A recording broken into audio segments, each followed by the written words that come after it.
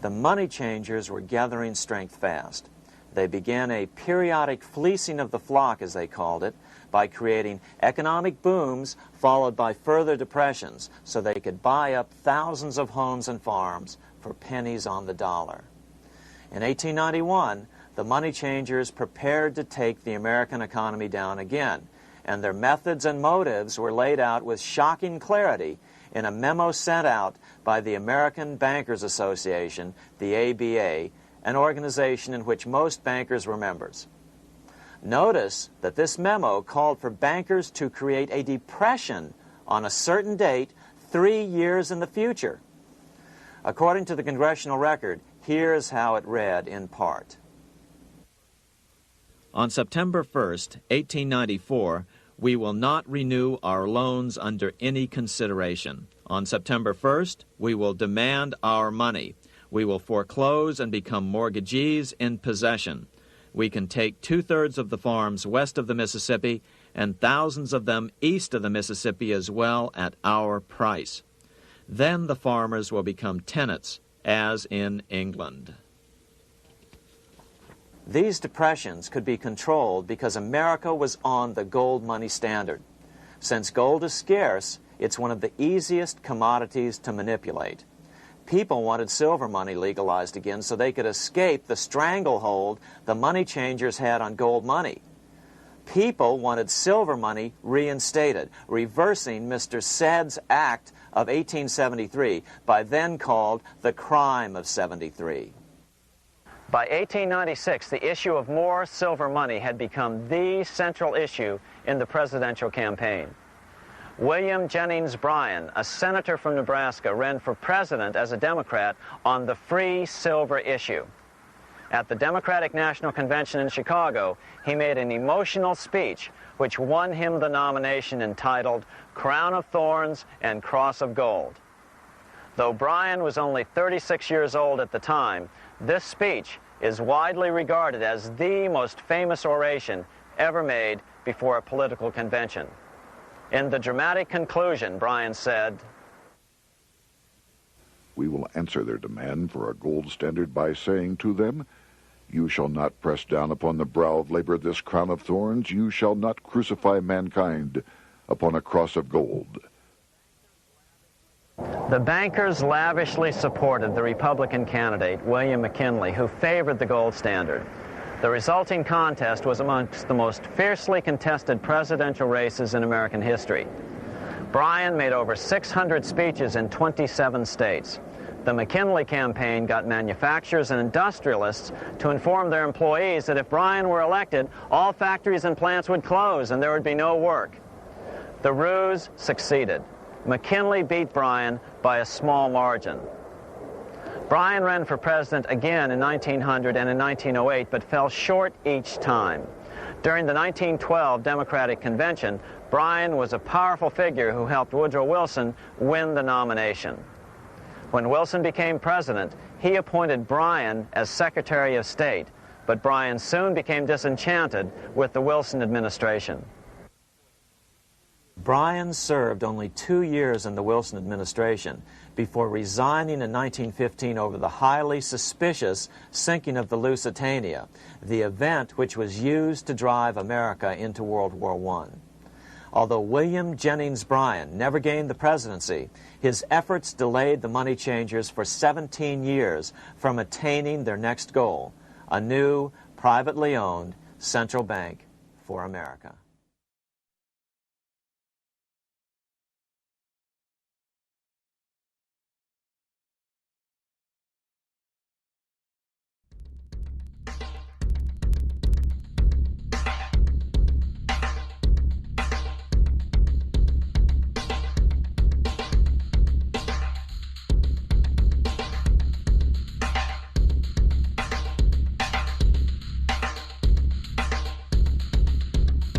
In 1775, the American Revolutionary War began as the American colonies sought to detach from England and its oppressive monarchy. Though many reasons are cited for the revolution, one in particular sticks out as the prime cause: that King George III of England outlawed the interest-free, independent currency the colonies were producing and using for themselves. in turn forcing them to borrow money from the Central Bank of England at interest, immediately putting the colonies into debt. And as Benjamin Franklin later wrote, the refusal of King George III to allow the colonies to operate an honest money system which freed the ordinary man from the clutches of the money manipulators was probably the prime cause of the Revolution. In 1783, America won its independence from England. However, its battle against the central bank concept and the corrupt, greed-filled men associated with it had just begun. So what is a central bank? A central bank is an institution that produces the currency of an entire nation. Based on historical precedent, two specific powers are inherent in central banking practice: the control of interest rates and the control of the money supply, or inflation. The central bank does not simply supply a government's economy with money, it loans it to them at interest. Then, through the use of increasing and decreasing the supply of money, the central bank regulates the value of the currency being issued. It is critical to understand that the entire structure of this system can only produce one thing in the long run: debt. It doesn't take a lot of ingenuity to figure this scam out. For every single dollar produced by the central bank is loaned at interest. That means every single dollar produced is actually the dollar plus a certain percent of debt based on that dollar. And since the central bank has the monopoly over the production of the currency for the entire country, and they loan each dollar out with immediate debt attached to it, where does the money to pay for the debt come from?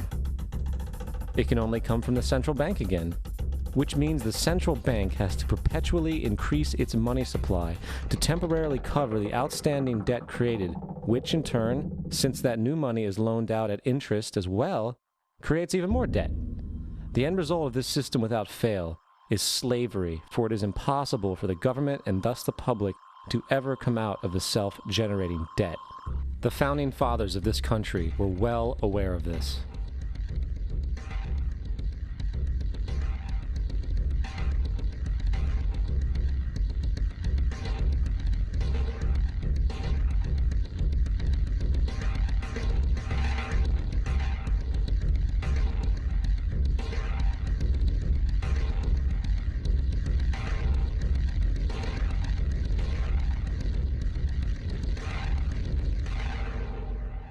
By the early 20th century, the U.S. had already implemented and removed a few central banking systems, which were swindled into place by ruthless banking interests. At this time, the dominant families in the banking and business world were the Rockefellers, the Morgans, the Warburgs, the Rothschilds. And in the early 1900s, they sought to push once again legislation to create another central bank. However, they knew the government and public were very weary of such an institution, so they needed to create an incident to affect public opinion.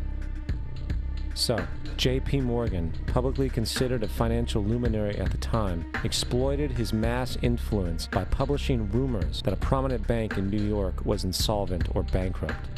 Morgan knew this would cause mass hysteria, which would affect other banks as well. And it did. The public, in fear of losing their deposits, immediately began mass withdrawals. Consequently, the banks were forced to call in their loans, causing the recipients to sell their property, and thus a spiral of bankruptcies, repossessions, and turmoil emerged. Putting the pieces together a few years later, Frederick Allen of Life magazine wrote, "The Morgan interests took advantage to precipitate the panic, guiding it shrewdly as it progressed." Unaware of the fraud, the Panic of 1907 led to a congressional investigation headed by Senator Nelson Aldrich, who had intimate ties to the banking cartels and later became part of the Rockefeller family through marriage. The commission, led by Aldrich, recommended a central bank should be implemented so a panic like 1907 could never happen again. This was the spark the international bankers needed to initiate their plan. In 1910, a secret meeting was held at a J.P. Morgan estate on Jekyll Island off the coast of Georgia. It was there that the central banking bill called the Federal Reserve Act was written. This legislation was written by bankers, not lawmakers. This meeting was so secretive, so concealed from government and public knowledge that the 10 or so figures who attended disguised their names when en route to the island.